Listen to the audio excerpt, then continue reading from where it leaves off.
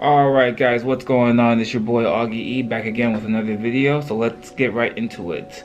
First story is going to be R.Kelly. So I did do a video about R.Kelly a couple weeks ago.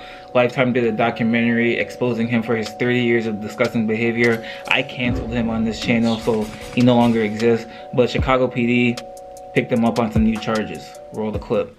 R&B singer R.Kelly is now in police custody. The 52-year-old performer turned himself into Chicago police Friday night. He is being charged with 10 counts of felony sexual abuse, each of which carries with it 3 to 7 years in prison. The judge overseeing the case issued a no-bond warrant, meaning Kelly cannot leave jail until he pays the amount ordered by the judge.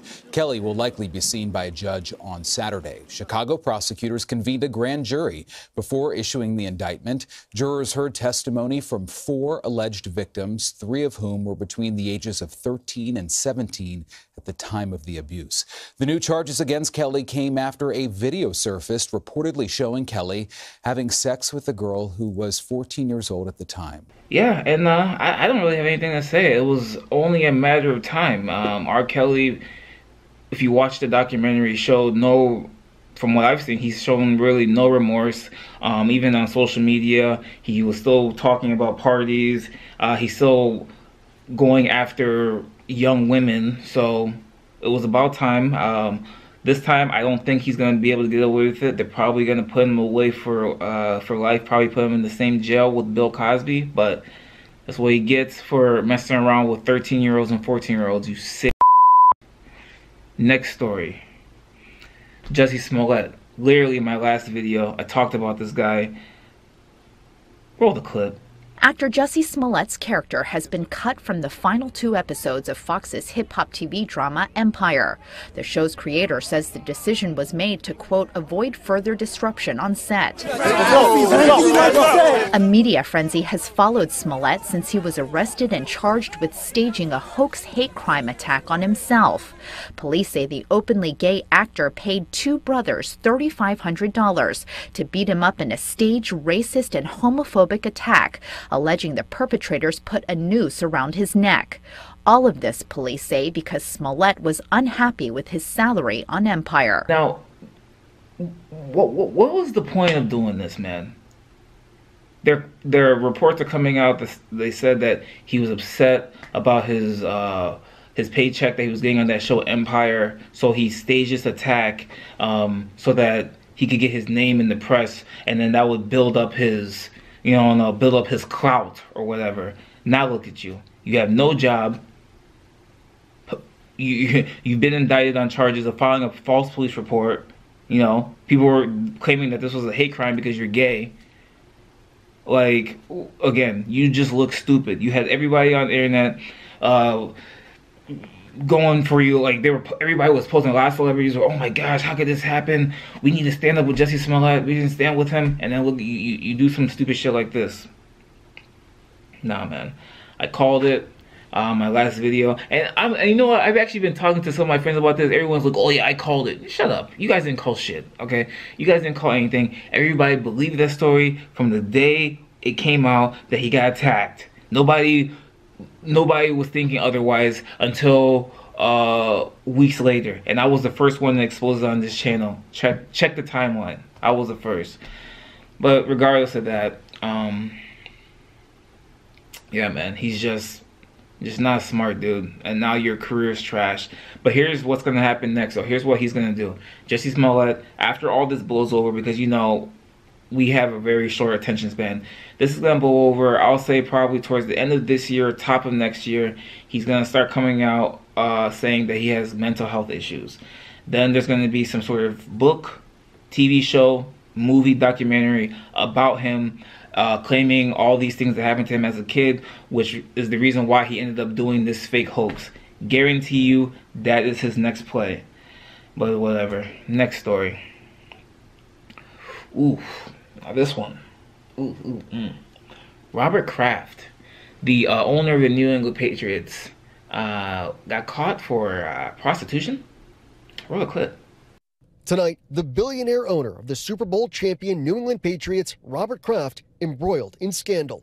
Florida officials making the shocking announcement The 77-year-old has been charged with solicitation of prostitution. That would be Mr. Robert Kraft. Robert Kraft, the owner of the New England Patriots? Yes, sir.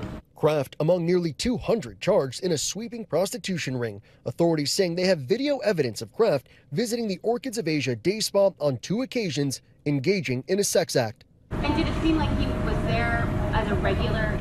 I would say, going through the evidence, yes.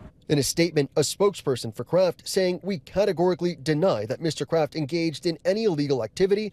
Because it is a judicial matter, we will not be commenting further." Robert Kraft is older guy. He's 77, but he's a billionaire. So why are you going to Florida to get what? Hand jobs from, like, and the police in Florida said that this has been an ongoing investigation. They have over 200 people who they're going to get in this investigation, and he was one of the bigger names. So they had surveillance on this. I mean, come on, man. Robert Kraft, you're a billionaire. If you want women to come in your house, you just fly them in, or you go somewhere. You go to some third world country where you know that none of this stuff is ever going to come back out here. Like, why are you even going to Florida? You're going to like a strip mall in Florida? That shows you, man, even if you have money, doesn't mean you're smart. Like, that clearly shows that right there, because that was the most randomest story that I saw this week. Robert Kraft being picked up in the prostitution sting. But we'll see. I'll give you guys updates on that story as we get them. But let's move on. So, keeping up with the Kardashians. Khloe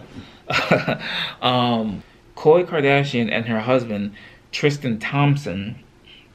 I don't know. First of all, I don't think he was her husband. I think he was just baby father, baby daddy, whatever. She kicked him out of the house because he was caught cheating. Roll the clip. On Tuesday, a source told ET that Khloe Kardashian and Tristan Thompson split after 2 years of dating because of ongoing, quote, trust issues. Those trust issues? Well, that same day, the 34-year-old reality star commented on a Hollywood Unlocked Instagram post claiming Tristan recently cheated on her with, dun dun dun, Jordyn Woods, her sister Kylie's best friend. You cannot make this up, people. In the post, the Hollywood Unlocked founder Jason Lee claims that the rumors about the two hooking up are true. It is true. You know why? Because one of my writers was there. And Tristan, you took everybody's phone, but you let them stay. Jordyn came in, y'all was smoking hookah, she was all up in your lap, you was all over her, touchy-feely, and you let the girl spend the night till 7 in the morning. Now, that happened, that's a fact. A little bit later, he addressed Kylie. And the fact that Kylie, your best friend, was at the house doing all that, get her out now, and get him out too. Okay guys, so this is when it really gets good. Khloe commented on the post with shouting emojis, and her bestie Malika also commented writing, quote, strong facts. This is going to be a pretty interesting topic on the next season of Keeping Up with the Kardashians, okay? It's Kylie's best friend, Jordyn Woods, who I don't even know what she does. She's cheating. First of all, Jordyn Woods, first of all, if I'm Jordyn Woods, right? If I'm Jordyn Woods, I live in Kylie's house, okay? I live in Kylie's house. I probably help her, you know, maybe clean up. I don't know. I'm just her friend. I live in the house. Kylie probably gives me, you know, $10,000 to $20,000 just play money, you know, that's just whatever. Okay, and Kylie is the richest Kardashian of them all. She's richer than Kim, richer than Kourtney, richer than Khloe, richer than Kendall. She's the richest Kardashian out there. Kylie is. Okay, she's almost a billionaire because of her makeup company. You're in the inner circle of the Kardashians, okay? Anybody who is in the inner circle of the Kardashians is already, you're set, you're made for life. All you gotta do is just be chill, and they're gonna take care of you. You ride that off into the wind, right? You ride that off into the sun, wherever that saying is. You go and pull a move like this, cheating on Khloe, or you're cheating, no, you're